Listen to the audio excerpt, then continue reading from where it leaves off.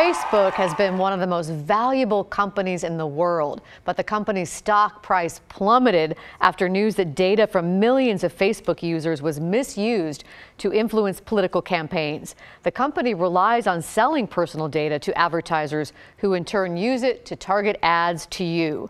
Privacy and big business is the topic of tonight's Left Hook, Right Jab. And welcome to our studio, former Portland City Commissioner Steve Novick and KXL's Lars Larson. And before we get to your question, gentlemen, we want to invite our viewers at home to weigh in our KGW Viewer Voice poll. You can open up the KGW app right now or head to kgw.com/vote and let us know who you think is winning this debate. And you'll be able to see the results real time at the bottom of your screen. So welcome once again, and here is your question. Should companies be allowed to sell your personal data? And Lars is up first. Thank you, Laurel. Fact is, they should be able to sell your data because you gave it up willingly. And let's talk about that alleged misuse. Nobody complained about misuse of data in 2012 when a guy by the name of Barack Obama won the presidency. He was declared to be a genius because they had made genius use of social media and a lot of those analytics. The fact is, this data really didn't make much difference in the election at all, and that's the assessment of most of the experts. But remember where it came from.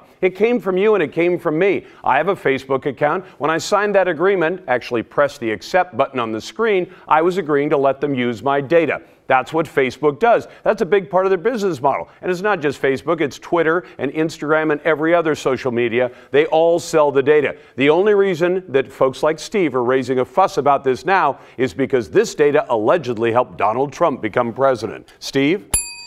Lars, if people really did agree to have their data used, that'd be one thing. But you know how this works. You get this long contract with pages of fine print, and which they know nobody will ever read, and you have to accept it in order to have a contract at all. And then you wake up and find out that you've signed your life away. The corporation should have to do what they do in Europe, which is they're required to have you say specifically, in response to a specific question, yes, I'm okay with your selling my data. But this is the way corporate America works. A couple of years ago, I found out that my DirecTV bill had jumped up by $30 a month, and for no reason that I could tell. And I called them and said, what's going on? And they said, well, when you signed up, we gave you an NFL season ticket for free, and it said that unless you canceled it, you have to start paying it in 6 months, and no, you can't get your money back.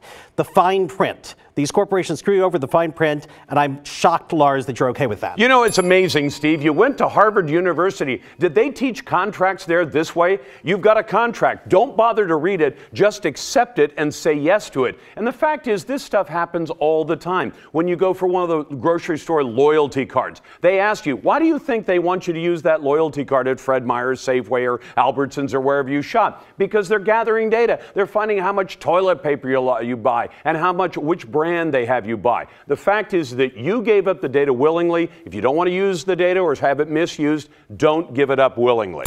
Actually, Lars, I took consumer protection at Harvard Law School, and we learned that corporations try to screw you over this fine print, and government needs to regulate that so they can't do that. The most outrageous example is lots of companies put in the fine print that you don't have the right to sue them if they screw you over. Now, the Obama administration came up with a rule saying that at least banks can't do that. They can't get you to give up your right to sue. But the Trump administration, of course, reversed that rule, so banks are now perfectly free to say in the fine print, you don't get to sue us if we rip you off. More rules, more regulations, and Steve wants the Congress to control Facebook, which means free speech. I'm not in favor of that.